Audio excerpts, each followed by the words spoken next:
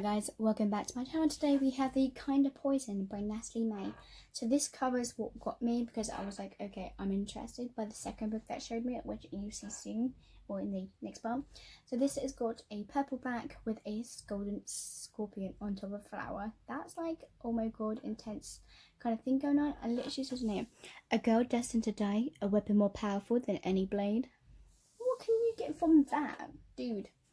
So as I opened it up, invited with a lovely purple hardback and a kind of rose gold kind of sign in the back. So, on the side here, Zahara has long dreamed of leaving the kingdom of Okinira and having the kinds of adventures she only have ever heard about in stories. But as a lowly whisperer, her powers commune with animals mean that her place is servant in the royal stables until the day her magic runs dry. All that changes when the ally ruler invokes the Crossian, a death-defying race across the desert, in which the first of his heirs to finish, and takes the life of a human sacrifice at the journey's end, will send to the throne. With all the kingdom abuzz, Zahara leaves the chance to change her fate just for a night by sneaking into the palace for a taste of revelry. But the minor insecurity turns into deadly mistakes when she gets caught up in a feud because the heir is forced to become the Crossian's human sacrifice. Now, Zahara's only hope to survival hinges on the possible somehow figuring out how to overcome the most dangerous people in the world. And then we do have a little map of Okinira. So we have the first checkpoint, the second checkpoint, we have near the Barrens, we have Alta Juvia, the Greek Hunts, and then you've got the Glass Caves as well. So this book was definitely something I wouldn't normally really read myself either. I am more of trying to find more interesting books, something that will catches my eye. This book definitely catches my eye a lot of time. So well, this was literally an amazing book. You started writing the story, the characters of this book was just a perfect, successful combination. As soon as you picked up the book, immersed and thrown into this intriguing story, the writing style, it just makes it more intense. So later for me, I've been more into, it depends on the book I want to read. I'm into hit-miss. Now, so this magic system in this book is so diverse yet incredibly interesting. For instance, Zahara has an ability to speak to animals. Kind of reminds me of a Disney princess. And it isn't much, pretty much the dream power. I mean, if I were to have any type of magic, it would definitely be talking to animals. Aside from my desire to be able to stop time for unlimited naps with zero consequences, I wouldn't mind talking to animals because then I can see what they think. What kind of superpower would you have, guys?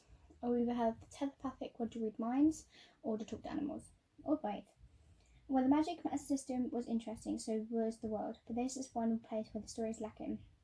There are multiple countries mentioned, each at the war with another, but then seems as far as it goes. Hopefully, as the series continues, it will continue to build and expand it and give it a chance to explore more about these locations that make up in the world in this book.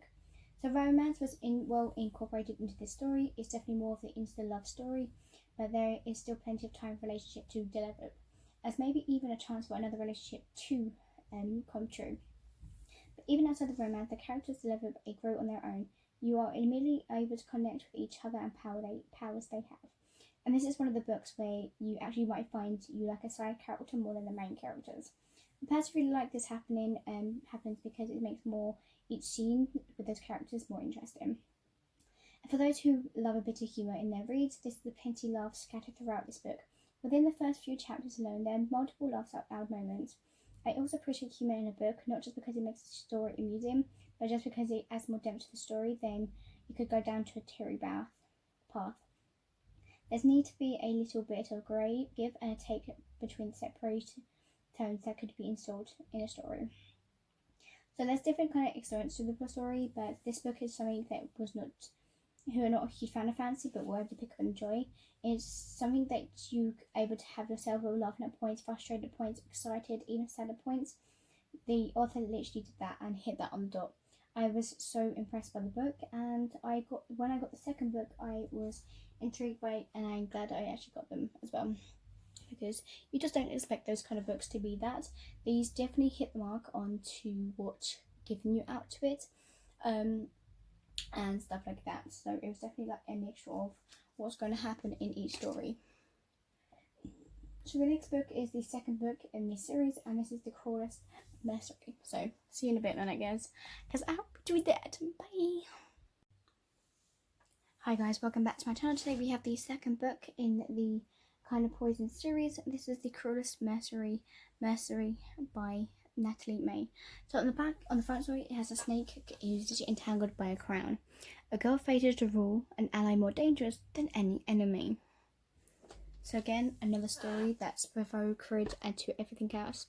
So you can guess the green of hardback and the nice kind of gold spine as well. So on our little synopsis, after surviving the crossing, Zahara has sworn off adventures while Crown Prince Jet navigates the looming threat of war. She contends to simply figure out what the future holds for them, but then they're dealt a devastating blow when Prince Cassio returns with a shocking claim he is the true winner of the crossing and the rightful heir, and he bears the god's mark as proof. Even more surprising, he's not the only one. Somehow, Zahara possesses the very same mark, giving her equal right to the throne.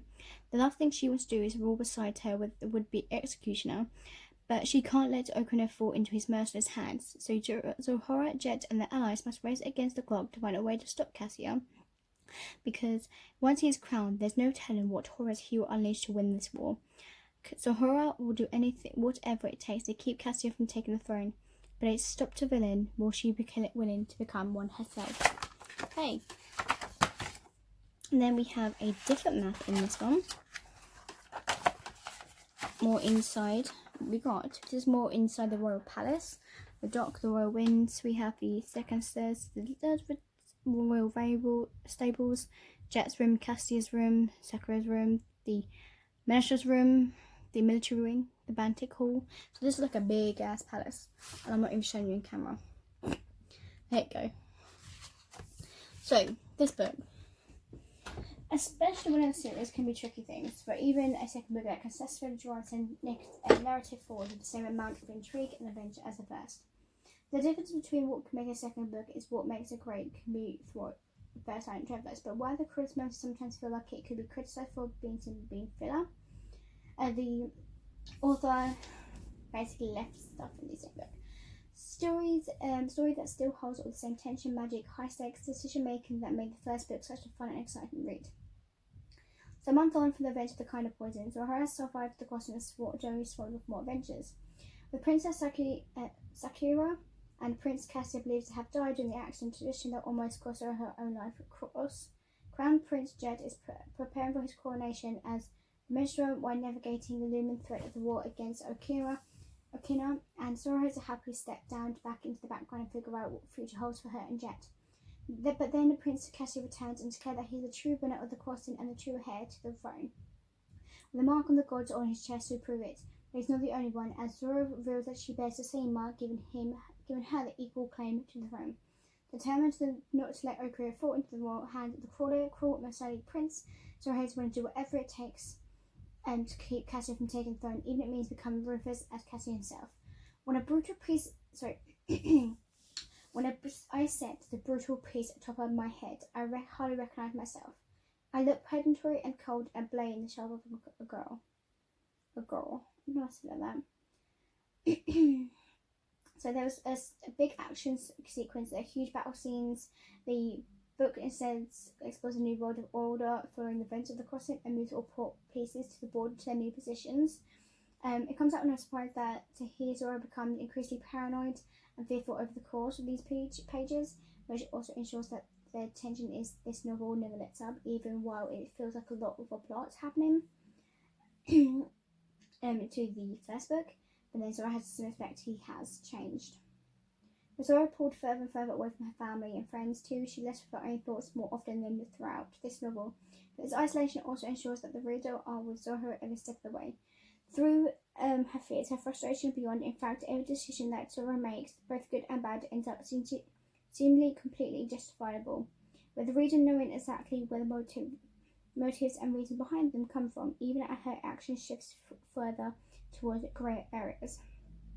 So in the sense and many more, the Cruelest Mercenary has a bit more risky direction to take the series, but it's endlessly fascinating. So it would have been nice to see a bit more of Jet, Hen, Emilia and Marcus and their own reaction to Zahara's changing positions. Instead they play this different kind of purple kind of role, but it is a hers and dramatic dynamic that is more interesting by far, and it's difficult to begrudge any of them time that they spent, the two of them, in this novel. So once again, the author has pulled it out of it, so immerse herself into this world and make something that was something that you wouldn't expect. So, and the end with the kind, wicked, and tantalising closing chapter will leave you readers waiting for the next book to arrive as soon as possible too. Which, you know, you just love good books when they have multiple books in the series. I do love that, because some of the books you read and you're like, I need a next book and I want to know what happens, if anything happens to that person, you know. So thank you guys for watching, and I will see you guys next time for the next book review. Peace. Bye.